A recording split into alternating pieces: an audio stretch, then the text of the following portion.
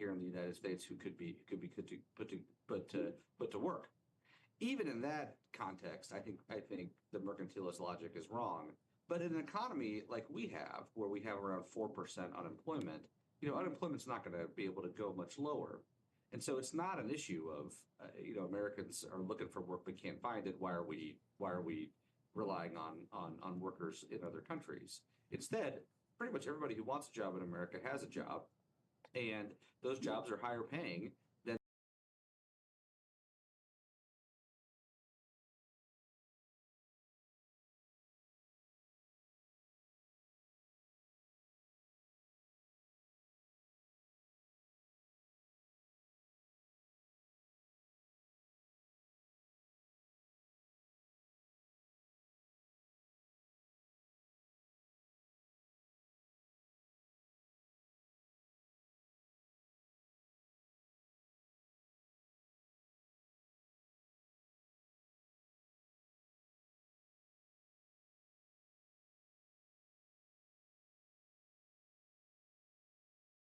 Very quickly.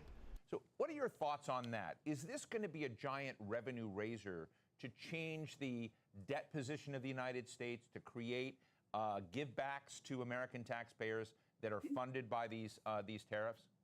I think the president is right that the tariffs he announced would raise a lot of revenue.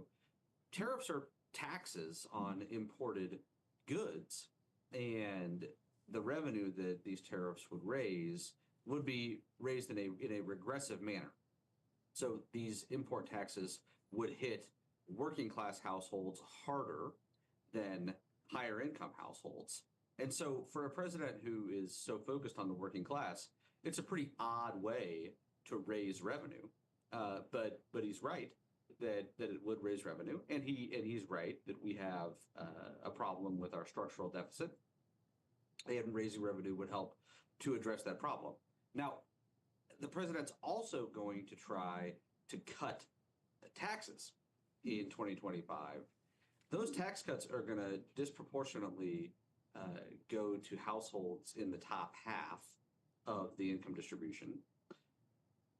The taxes on imports are going to be disproportionately borne by working class Americans. So if you look holistically at the effect of both the president's trade policies and income tax policies, what you would see is, a lot of revenue coming disproportionately from working class households from the import taxes, tax cuts for the high income Americans, and the net effect on the U.S.'s fiscal situation would be relatively minor. So the divide grows. Look, you've talked a little bit about America's new mercantilism, and the biggest mercantilist country I know is probably China. But the U.S. position for essentially since the Bretton Woods system was set up is essentially to be a proponent of globalization, lower tariffs and barriers, kind of moving that. The United States benefited more than every nation in the world in a system where we were pursuing lower and lower and lower trade barriers. Is America now becoming China, becoming more like China in that sense? And are we rejecting the entire Bretton Woods established order? I do think that the United States, both through trade policy and also through other geopolitical decisions made by President Trump, is walking away from the post-World War II liberal international order. And that's going to accrue to the detriment of Americans and people around the world. Let me ask you, something here about some numbers that we have. I want to show a chart on the expectations of Americans about Trump's policies and what it will do to them financially. And I think it's directly related to something you've written. In January, 42% of Americans thought Trump policies were going to make them better off. 28% were going to make them worse off. They're about the same, about 30%. The real change is those now see that they are about 23%. So there's been a big, big decline even before these tariffs hit. Worse off, people feel it can be 42%. So Donald Trump is essentially losing the enthusiasm of a lot of people about his strongest suit, which was how to manage the economy. This was something that's really out there. So if you were on the president's political economic advisory team, what would you be warning him right now? And you kind of did. You wrote a Financial Times article called, it's an economic emergency for Americans. Let's hear about that. Yeah, I mean, if I had half an hour with President Trump, I would tell him that his policies are going to raise the prices that American consumers face, that his policies are going to increase the costs of producing goods in the United States, that his policies are going to reduce manufacturing employment, that his policies are going to increase the unemployment rate more broadly, that his policies are going to create the real risk that the economy enters a recession in 2025, and that the goal of economic policy should be to increase prosperity, not to decrease prosperity, and that his policies are a threat to prosperity. I think I would also tell him that that's not going to be popular, and that if he wants Congress to successfully extend the expiring provisions of his 2017 tax cuts this year, he needs to reverse course. If he wants Republicans to do well in the 2026 midterm elections, he needs to reverse course.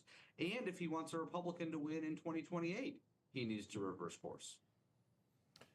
Well, let's talk about that for a minute. When you kind of look at the question of how Donald Trump has acted before, he's laid out extreme positions and often modified them and come back. So when he is getting these political signals, is it easy for him to suspend and change? Because in my experience with tariffs, Michael, you and I have been talking for years about this. I've been watching trade policy for years and years. Once a tariff goes into place, once a sanction goes into place, it takes a long time to get them back. But is this reversible? Yeah, I think this is reversible, and I think the president could reverse it pretty easily. We've already seen him reverse a lot of stuff. I mean, he, in early March, put in place a 25% tariff on all imports from Canada.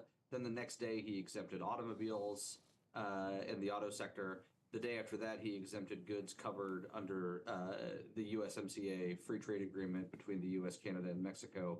And so President Trump has already shown an ability to pivot and to modify his trade policies. And I suspect we're going to see the same thing with these policies as well. Let me ask you a question about prices, just to kind of put this in context for people. I don't know if you have kids. I don't have kids, but I buy other people's kids. And if I bought a $10 toy that says made in China, what's it going to cost? Well, I think it's hard to say, given that we don't really know all the specifics. But I think that toy from China that used to cost $10 could pretty easily cost $15. It could cost 16 or 17 bucks. And that's, a whole lot more. People will notice that. Gold has gone through the roof. Last time I looked, it was close to $3,200 an ounce. A huge jump in precious metals. Usually that's a haven when there's anxiety about other markets. And I know you well enough that I'm not going to ask you where the markets are going. But when you see the abandonment of traditional equities out there and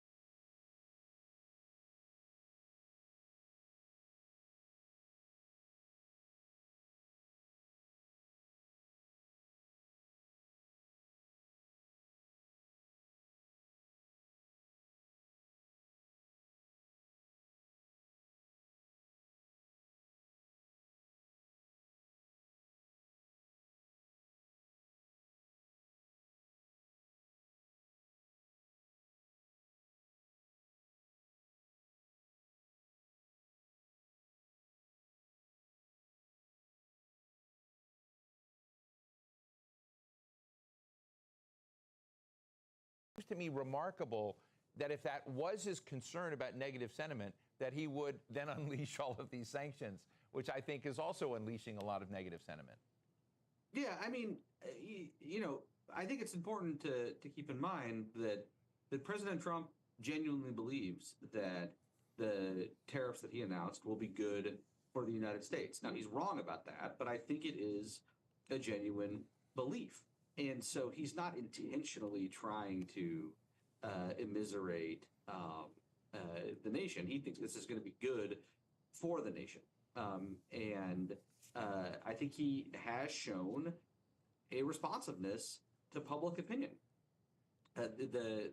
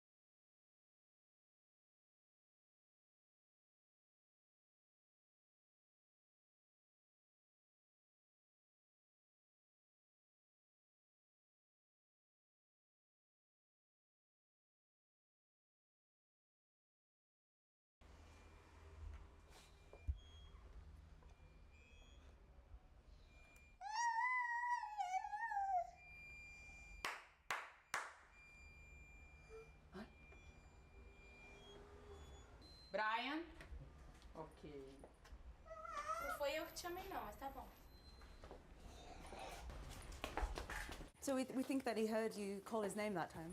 Ele sabe que tem um som, mas ele não sabe ainda de onde que vem, porque é a primeira vez que ele escuta. So human speech is incredibly complex. It's going to take time for the muscles in his tongue and his mouth, and also for his ears and his brain to get used to putting it all together and for the speech to make sense. So that's actually going to be something that will take a long time before he gets right. Na verdade, o Brian vai iniciar sua vida auditiva agora aos 3 anos. Ele vai conseguir escutar sons e com a terapia ele vai melhorando essa audição, porque tudo para ele agora é novo. Quê? Quê? Que ele vai estar bem mais inteligente.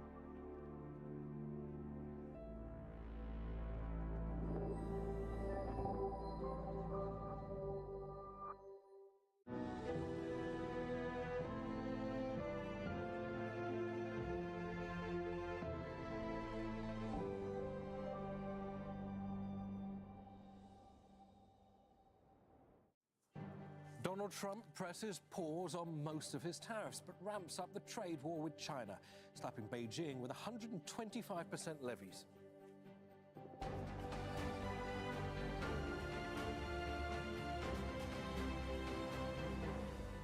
I'm Neve Barker. This is Al Jazeera Live from Doha. Also coming up, grief and anger in Dominican Republic. At least 184 people are dead in a nightclub roof collapse, and hope of finding survivors is fading. Palestinians say even charities are running out of food as an Israeli blockade on all food, fuel and medicine starves the strip of humanitarian aid.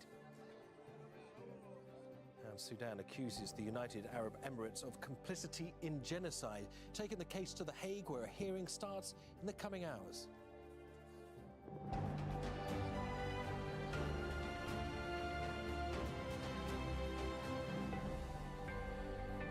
Thanks for joining us. US President Donald Trump is causing whiplash in markets after backing down on his so-called reciprocal tariffs with all countries but China.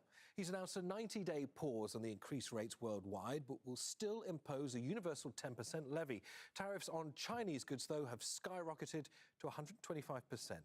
Mike Hanna reports from the White House. It was a whiplash day on the markets. They began flat with what the US calls reciprocal tariffs firmly in place, and several administration figures saying they were non-negotiable. China introduced a retaliatory tariff of 50%, raising the figure to 84%, and President Trump responded in a message on his social media. He said, "Based on the lack of respect that China has shown to the world's markets, I'm hereby raising the tariff charged to China by the United States of America to 125%. But in the same message, he added that for all other countries, what he had characterized as reciprocal tariffs would be suspended for 90 days. The Treasury Secretary implying this was part of a strategic plan to bring about negotiations with individual countries.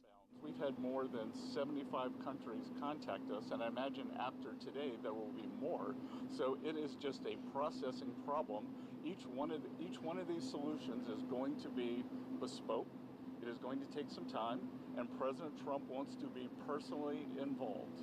The markets reacted immediately, all indices rising quickly as investors expressed their relief that a looming global trade war could be partially averted.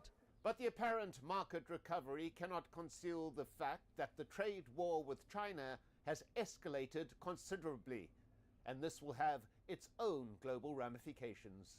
A self-satisfied President Trump insisting that a deal would be struck with China as well. A deal's going to be made with China. A deal's going to be made with every one of them.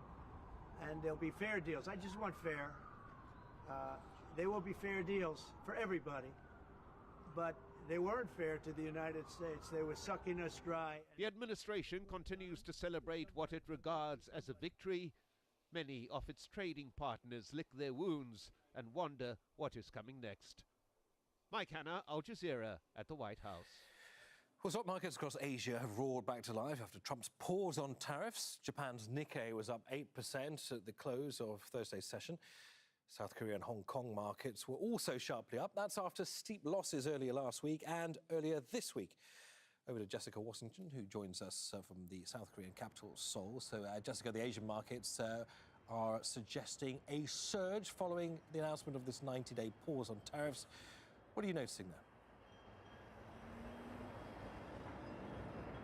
Certainly some robust gains on the markets across Asia today in trade. I'll just take you through some of what we've seen as markets respond to that big news out of the US that Donald Trump will essentially put a pause on the so-called reciprocal tariffs. Instead, all countries will face this 10% baseline tariff. That's good news, of course, for South Korea, which had been looking at a 25% tariff, and for Japan, that had been looking at 24%. So let's take a look at the Nikkei. It hasn't closed yet, but we are approaching closing soon. At the moment, up 8%. South Korea's Kospi index also up around 6%. Australia's ASX in the final minutes also closing at above. TaxAct's filing software and live tax experts can help small businesses easily knock out their taxes.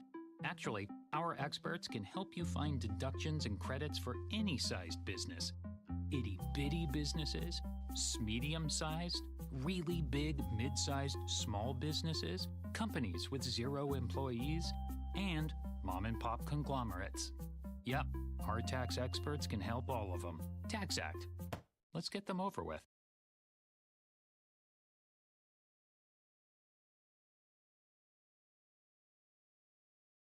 Monday.com is the best AI for work, and here's why. Let me show you some of the mind-blowing things thousands of companies are already doing with Monday.com's AI.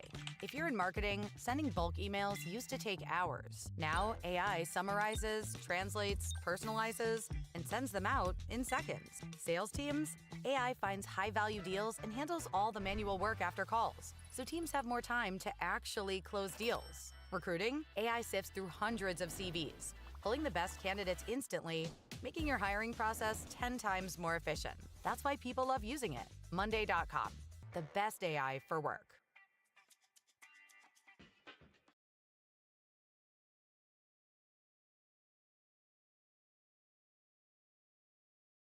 Those are key drivers of economic growth for South Korea and Japan, and right now it is a key priority for negotiators in South Korea, in Washington rather, who have come from South Korea and Japan to try to remove some of these barriers. That would be a key priority for them this week. All right, Jessica, many thanks for that. Jessica Washington there in Seoul. Well, Katrina Yu is in Beijing with reaction from the markets over in China.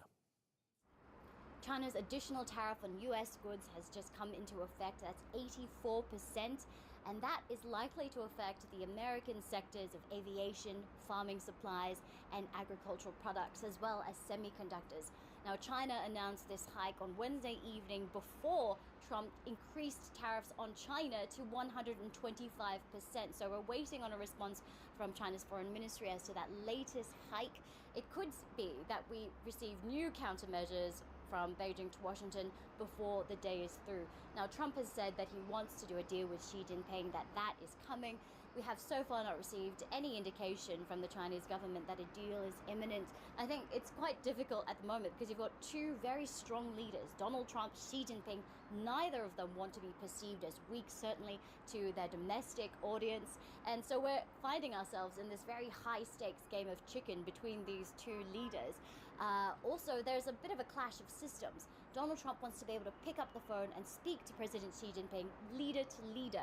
But in Beijing, things are simply not done that way. Beijing wants to hammer things out at the lower levels, do things stage by stage, and before things even reach Xi Jinping, they want to have some level of certainty.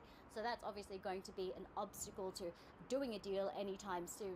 However, China has taken a bit of a softer tone when it comes to the relationship overall. It released a white paper on Wednesday afternoon speaking about the importance of US-China trade ties, how mutually beneficial this relationship is. It also defended its behavior when it came to the Phase 1 trade deal, saying Beijing did want to buy more goods from the US, but the pandemic hit, and that affected American output and American prices. So Beijing really at pains to really portray itself as a good faith actor here when it comes to its trading relationship. It has said, though, that it wants to fight to the end with this trade war, but there is also an off-ramp. It says that it does want to resolve its differences with Washington via dialogue, but it wants to have these conversations on equal footing. Katrina Yu, Al Jazeera, Beijing. Well, Stephen Olson is a visiting senior fellow at the ISEAS Yusuf Isaac Institute in Singapore. He says the US actions could position China as a more reliable trading partner for other countries. Beijing has done a very good job in recent years at building out a very robust set of sort of a retaliatory toolbox. So from my point of view, I think the tariffs are really just the beginning. Beijing has a variety of means at its disposal to make life very difficult for US multinational corporations in China that are dependent on the market. They can add US companies to an unreliable entity list, which complicates life significantly. And perhaps most importantly, China could also restrict US access to a whole host of critical materials. So China is certainly not without leverage in this standoff. My sense is that China's thinking probably crossed the Rubicon at some point in recent years, and they've concluded that a constructive trade and economic relationship with the United States, ever deepening economic integration with the United States, was probably no longer going to be an option. And so they've been preparing themselves accordingly, diversifying, certainly making good progress in diversifying their trade relationships and getting themselves prepared to punch back forcefully if to any punches that might be coming from Washington. Now, hope of finding survivors after a roof collapse at a nightclub in the Dominican Republic is fading. At least 184 people are known to have died and more than 100 others were injured. Up to 300 people were inside the club when it collapsed. John Hendren reports. The search for bodies continues in the rubble beneath the collapsed roof of a Dominican nightclub. Rescue workers labored through the night and into Wednesday using heavy machinery, drones, and dogs, the death toll rising with each new discovery as relatives brace for news. I know that she's fine, Maya Lynn Zapata says of her missing sister. I have faith. Among the dead, a provincial governor and Detroit Tigers relief pitcher, Octavio Dotel, both surviving the collapse, but not the aftermath. We will continue the search, says Juan Manuel Mendez, director of the Center for Emergency Operations. We will continue the rescues and also the necessary recovery, unfortunately, of those still under the rubble. This cell phone video, verified by the New York Times, captures the moments before the collapse. Dozens of people who have not found their relatives are anxiously searching for information to locate them, both in medical centers and at the Forensic Pathology Institute. The legendary Jet Set nightclub was over 50 years old and had been ravaged by fire years earlier. President Luis Abinader said, "We deeply regret the tragedy," adding, "We have been following the incident minute by minute since it occurred." As the search for survivors and those lost in the building collapse continues. John Hendren, Al Jazeera.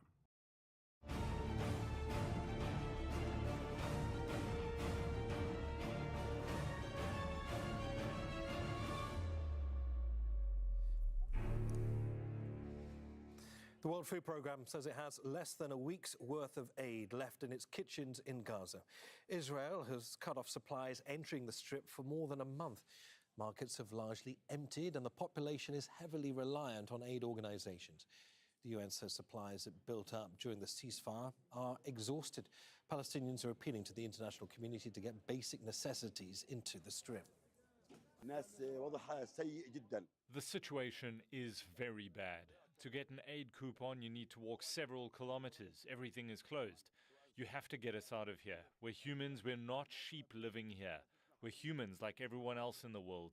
They have to look at the poor people and help them to eat and get something to drink. We don't want palaces. We're asking for food to eat. And Israeli attacks across the Gaza Strip killed at least 35 Palestinians on Wednesday. Another 80 people are missing, trapped under the rubble of collapsed residential buildings. The Civil Defense Agency says hospitals are at capacity trying to deal with casualties from an Israeli assault on Shujaiya. That's a neighborhood in northern Gaza. Hamza Mohammed reports. A desperate effort to rescue civilians trapped under the rubble of their destroyed homes in Gaza City. Emergency workers, using only their bare hands, raced to pull the injured to safety. Neighbors who narrowly survived the Israeli strikes joined in to help. But for several children, it was too late. They have nothing to do with the fighting. They are children. They are innocent. They are women staying at their homes. They have nothing to do with fighting. Why would they hit them? The strikes destroyed an entire residential neighborhood. With ambulances full, people are using donkey carts to transport the dead and the injured. Emergency workers are overwhelmed.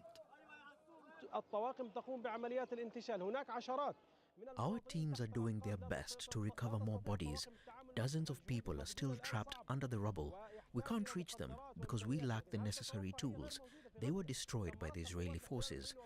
Israel doesn't want to allow equipment to arrive into Gaza. Our suffering will continue as long as this equipment is not allowed to come in. Israel's bombardment of Gaza is sparing no one and nowhere. Several Palestinians were killed after Israeli strikes hit a camp for displaced people west of Khan Yunis in what's meant to be a so-called safe zone. My husband was targeted while he was inside a tent in El Mawazi area. The occupation claims it was a safe zone, but in fact it is not safe at all. We are innocent people, children who did nothing wrong, and old people who live in tents. Since breaking the ceasefire with Hamas on March the 18th, Israel has killed more than 1,400 Palestinians, most of them women and children. Under Israeli blockade and relentless bombardment, the UN says Gaza's civilians are caught in an endless loop of death. Hamza Mohammed, Al Jazeera. Still ahead on Al Jazeera. Pensioners and members of Argentina's largest trade union take to the streets. We'll explain what they're doing.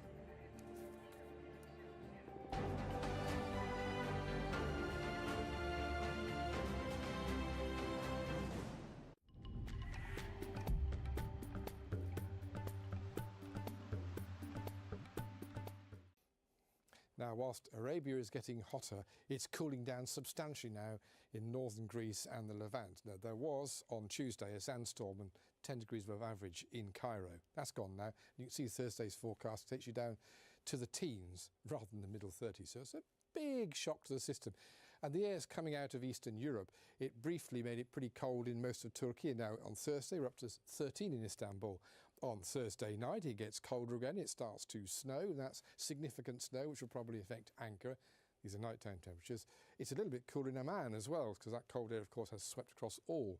And daytime reflects the same thing. Snow across the higher ground in central Turkey. A little late in the season to feel it. Typically, you don't get much snow, if any.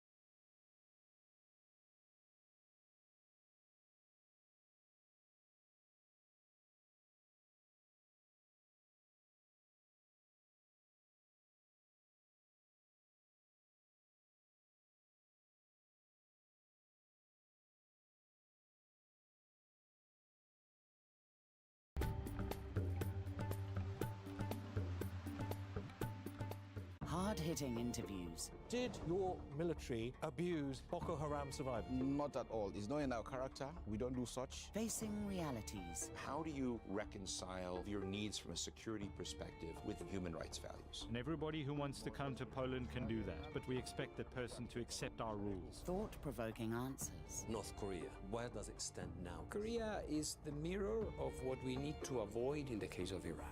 Hear their story on Talk to Al Jazeera.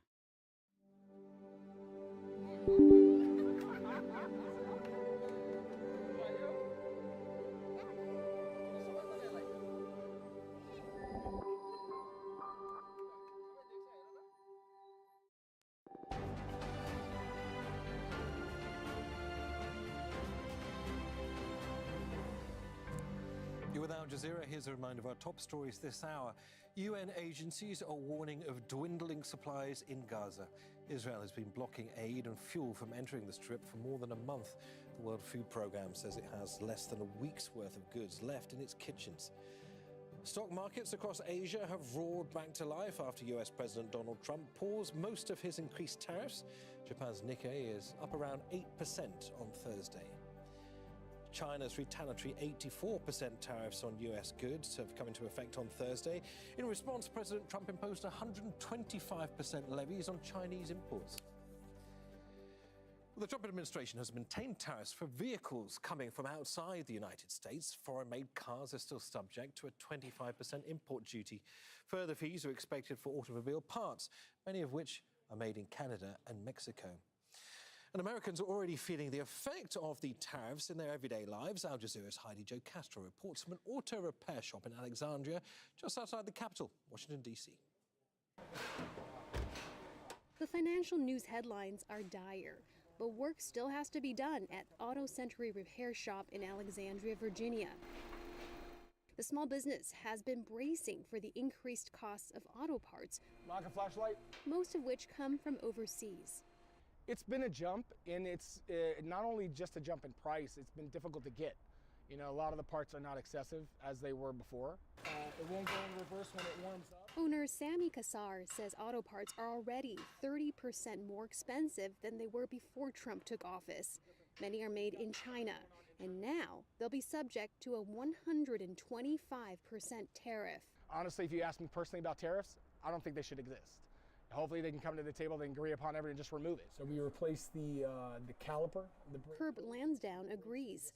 The father of four had no choice but to pay for an expensive repair bill today, and he's worried about what tomorrow will bring.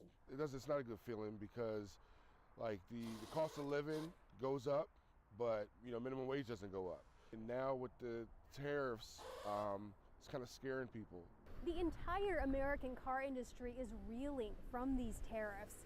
Volvo sells Chinese-made cars in the U.S., and prices here and at other new car dealerships across the country are expected to go up by $5,000 to $10,000 per vehicle. I was thinking about buying a car. I'm not now. I'm definitely going to wait. Americans foregoing purchases and businesses minimizing their bottom line are exactly the actions economists fear will tip the U.S. economy into recession. But it's a response most are contemplating to deal with Trump's tariffs. Heidi Jo Castro, Al Jazeera, Alexandria, Virginia. Leaders from Latin American and Caribbean states are meeting for their annual summit in Honduras. U.S. tariffs are top of the agenda, as you can imagine. Brazilian President Lula da Silva called on member states to redefine their place in the new global order. The group will also discuss ways to deepen ties economically, politically, and culturally. The US and Saudi Arabia have urged the Sudanese army and the paramilitary rapid support forces to resume peace talks after 2 years of fighting. The latest violence has plunged parts of the country into darkness. The RSF launched multiple drone strikes targeting the power distributions of the Mariwi Dam. The US State Department wants the warring sides to, quote, protect civilians, open humanitarian corridors, and return to civilian governance. Meanwhile, Sudan's military government is taking the United Arab Emirates to court, has filed a complaint with the International Court of Justice accusing the UAE of complicity in what it describes as genocide by the Rapid Support Forces. The alleged violence was against the Masalit tribe in West Darfur in 2023. Mohammed Val reports from Khartoum. It's one of the most painful chapters of the ongoing conflict in Sudan.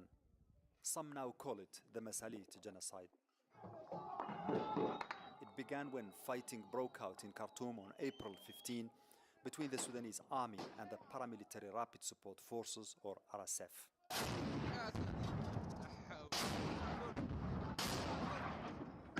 For nearly 2 months, RSF, a mainly Arab militia from Darfur, reportedly laid siege to the city of Jenin, capital of West Darfur. The target was the African ethnic Masalit. Rights groups say eyewitnesses recount how RSF burned people alive and engaged in extrajudicial killing, ethnic cleansing, forced displacement of civilians, and burning of villages. Alleged acts of rape and the killing of babies stood out as the most atrocious. We took refuge in a hospital. Paramilitaries from the Rapid Support Forces chased us to the hospital and tried to kill everyone. We tried to escape. My mother, my grandmother, my aunt, and I took refuge in a place called Mukta. In Mukta, they did an extermination. They killed all the people. They put them on the ground in groups of 20 and shot at the group. Thousands of Masalit, including children, were reportedly attacked while trying to flee to neighboring Chad. The children were beaten with wooden rods. My nephew was only 2 months old. When he was beaten, his mother did not take him off her back. On her way to Adra, she pulled him off her back to find him dead. They killed many men. They raped girls. They raped women. They killed men and young boys. Interethnic violence between Arab and African tribes in Darfur goes back decades. RSF's origin is alleged to be the so-called Arab Janjaweed militia that was used by the former regime of Omar al-Bashir to curb dissent by African ethnic tribes in Darfur. But according to the military-led Sudanese government, RSF now has a new sponsor, a foreign country, namely the United Arab Emirates. It says the UAE is complicit in the mass killing not only in Darfur but across Sudan by supplying RSF with funds, sophisticated weapons, mercenary fighters, and military expertise. The United Arab Emirates has denied the accusations. However, Sudan's government says the UAE should face justice for its role in the deliberate destruction of its land and people. Mohammed Val, Al Jazeera, Khartoum. Yemen's Houthis have released footage they say shows the wreckage of a downed US drone. The armed group says it intercepted the drone using a domestically made surface-to-air missile. Media reports it was shot down over the Al-Jawf province in northeastern Yemen. The Houthi spokesman says the drone is the third to be downed in the past 10 days. The US has been carrying out airstrikes on Yemen in response to the targeting of Red Sea shipping. The Houthis say their actions are in solidarity with Palestinians in Gaza. US President Donald Trump says military intervention in Iran is likely if it refuses to give up its nuclear weapon program. Trump says that effort will be led by Israel. His comments come just days before talks between Washington and Tehran in Oman. I want Iran to be great. The only thing they can't have is a nuclear weapon. They understand that. If it requires military, we're going to have military. Israel will obviously be very much involved in that. He'll be the leader of that. But nobody leads us. We do what we want to do. Now, thousands of people in Greece have taken part in a nationwide strike to call for higher wages. 4 years of high inflation have hit households hard, and many people say they can't afford food. As John Soropoulos reports from Athens, they're accusing the government of not addressing the rising cost of living.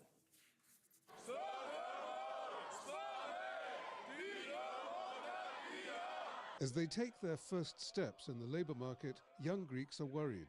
The Conservative government has set the minimum wage at $1,000 a month before tax.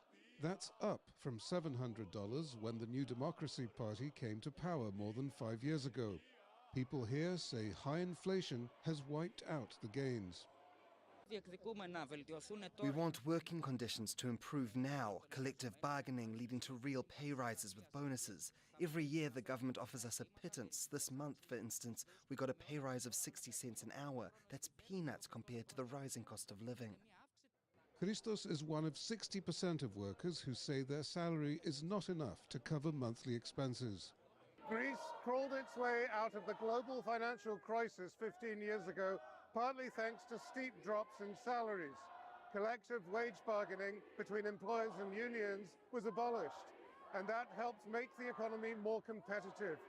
Salaries have since crept up a little, but the high inflation of the past 4 years has made people poorer again.